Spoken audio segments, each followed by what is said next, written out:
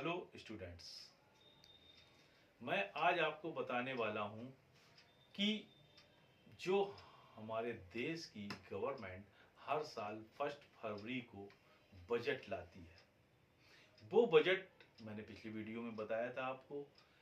Applicable कब से होता है? लाती है 1 फरवरी को, एप्लीकेबल होता है नॉर्मली 1 अप्रैल से। समझ गए आप? कुछ चीज़ों को वो तुरंत अप्लाई कर देती है फरवरी से ही, कुछ को मार्च में, किसी का अप्रैल से, कुछ चीज़ों को जुलाई या अगस्त, जो भी टाइम वो डिसाइड करती है। लेकिन नॉर्मल वे में देखेंगे अगर आप, तो सब चीज़ें अप्रैल यानी फरवरी के बाद जो नेक्स्ट अप्रैल आएगा उस डेट से सब चीज़ें एप्लीकेबल होंगी। मतलब नेक्स्ट ईयर के लिए बजट इस साल आया है, एप्लीकेबल अगले साल होगा। इस साल पिछले साल वाले बजट की चीजें एप्लीकेबल होंगी, टैक्स रेट जो भी चीजें हैं। बजट आने में सबसे बड़ा आप देखते हैं न्यूज में आता है कि बजट आज हमारे फाइनेंस मिनिस्टर श्रीमती निर्मला सीतारमण जी ने प्रस्तुत किया और उसमें उन्होंने इन चीजों को, उनके बजट लाने के बाद से इन चीजों के रेट बढ़ गए और इन गुड्स के रेट घट गए। अब बजट में ऐसा क्या होता है कि चीजों के रेट बढ़ जाते हैं और घट जाते हैं? बजट में ऐसा क्या होता है कि चीजों के रेट और बढ़ते घटते हैं? हमने आपको बताया था हमारी कंट्री में डेफिसिट बजट बनता है, एक्सपेंसेस ज्यादा बनाते हैं, एक्सपेंसेस पे ज्यादा ध्यान देते हैं क्योंकि हमें इंफ्रास्ट्रक्चर की जरूरत है। हमारा देश डेवलपिंग कंट्री है और इनकम के सोर्सेज हमारे पास कम है। हम ज्यादा बर्डन अपने समाज, अपने देश के सिटीजन्स के ऊपर नहीं डालना चाहती कोई भी गवर्नमेंट। तो क्या करते हैं कि हमने एक्सपेंसेस का बजट बना लिया, किस सेक्टर में कितना खर्च करना है। अब उन खर्चों को मीट आउट करने के लिए हमें अपना रेवेन्यू चेक करना है गवर्नमेंट को कि इनकम टैक्स से कितना आ रहा है, टोटल रेवेन्यू, जीएसटी से कितना आ रहा है, जीएसटी इनडायरेक्ट टैक्स है, उसमें सेल टैक्स भी है, एक्साइज भी है, कस्टम ड्यूटी भी है। तो मैं किसी अगला वीडियो जब बनाऊंगा कोई, तो मैं टैक्स के बारे में आपको एक्सप्लेन करूंगा कितने तरह के टैक्स इंडिया में हैं। नॉर्मल बेसिकली दो तरह डिवाइड किया गया है, डायरेक्ट और इनडायरेक्ट। तो सभी का बर्डन अल्टीमेटली पड़ता तो पब्लिक के ऊपर है। टैक्स अगर बढ़ गए तो चीजों के दाम बढ़ जाएंगे। अब सपोज कि मोबाइल फोन है, आपने 30,000 का कोई मोबाइल फोन परचेज किया। पहले उस पर एक्साइज ड्यूटी 10% थी, पहले उस पर टैक्स 10% था। तो 30,000 पे 10% अप्लाई करेंगे आप तो 3,000 हो गया, 33,000 का पड़ता था। अब उस पर गवर्नमेंट ने 12% बढ़ा दिया रेट ऑफ टैक्सेस, तो उस प्रोडक्ट का रेट तो 30,000 ही है, लेकिन उस पर जो टैक्स रेट था वो 10 से बढ़ा के 12 हो गया। तो अब कितने परसेंट हो गया? 3,600। तो वही मोबाइल आपको पड़ा 33,600 का। तो हमने कहा मोबाइल के रेट बढ़ जाएंगे क्योंकि मोबाइल पे उन्होंने टैक्स के रेट को बढ़ा दिया। अब उन्होंने किसी मेडिसिन पे जीएसटी का रेट कम कर दिया, तो क्या होगा? वो मेडिसिन तो 10 रुपीज की थी, पहले उस पे 18% जीएसटी लगती थी, तो वो 11 रुपीज 80 पैसे की थी। अब उस पे उन्होंने 10% कर दिया, तो अब वो 11 रुपीज की पड़ेगी। तो एक प्रोडक्ट के रेट घट गए, एक के बढ़ गए। जब उस पे टैक्स का रेट अप्लाई हुआ, उसकी वजह से रेट घटते बढ़ते हैं। समझ गए आप? तो बजट आते ही चीजों के रेट बढ़ते घटते क्यों है वो आपको मैंने बताया कि अगर उस पे रेट टैक्स का बढ़ा दिया तो बढ़ गए, रेट कट कर दिया तो घट गए। अब गवर्नमेंट ये डिसाइड करती है कि कौन सी लाइफ इसेंशियल चीजें हैं उस पे रेट को कम किया जाए। जो ज्यादा यूज होने वाली समाज के वेलफेयर के लिए, हेल्प के लिए, हेल्थ के लिए, एजुकेशन के लिए चीजें हैं, उस पर गवर्नमेंट कोशिश करती है कम से कम टैक्स अप्लाई किया जाए।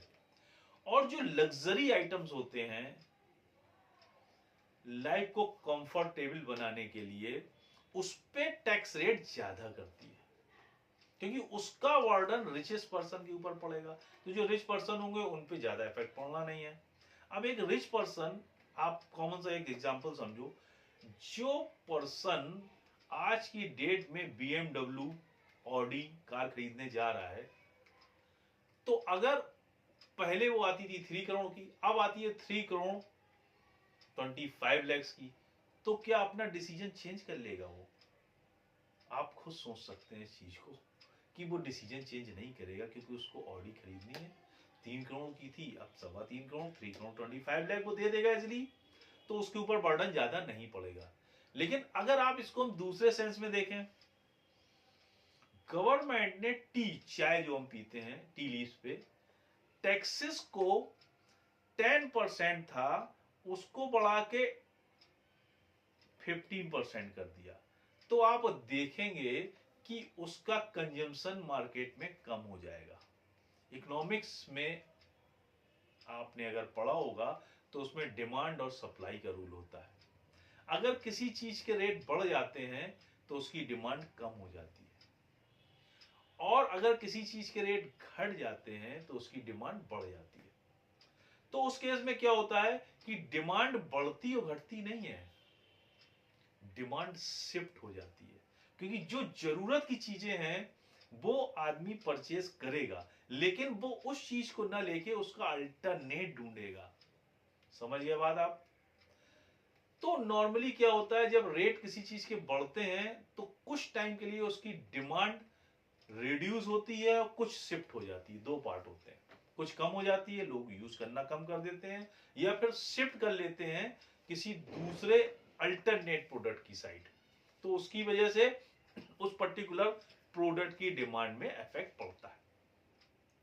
तो गवर्नमेंट जो बजट बनाएगी तो वो क्या करेगी, एक्सपेंसेस तो फिक्स हैं उसके, क्योंकि उसको डेवलप करना है देश को, और इनकम के हिसाब से वो अपने क्या करती है, रेवेन्यू में चेंजेस करने के लिए टैक्स के रेट को इंक्रीज या डिक्रीज करती है।